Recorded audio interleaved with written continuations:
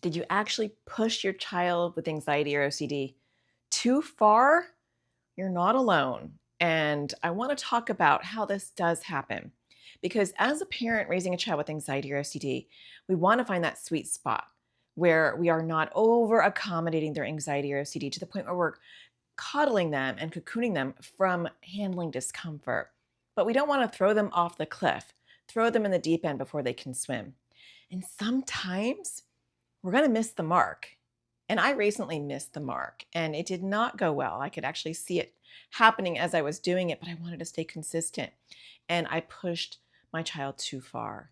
And when that happens, and I share that because I want you to know that we're all human, including myself. And when that happens, we want to do three things. The first thing is we want to have some self compassion. You're not going to nail it every single time. We're going to mess up. We're going to realize that we doubled down on something we shouldn't have doubled down on. It was too much for them to handle. And we have that knowledge. But having self compassion and realize that you're human, you're going to mess up is important. The second thing is to learn from our mistakes. Every mistake has a lesson, a nugget that we can take from it. So, what were some of the tells that it was going too far? What were some of the early warning signs? What are some of the things that you could have done differently if you have the knowledge now that you didn't before? And the third thing is repairing. Repairing is so important. To be humble enough to circle back with your child, teen, or young adult and say, I'm sorry for that situation. I pushed you too hard. I could tell afterwards that it was too much for you to handle, and I apologize.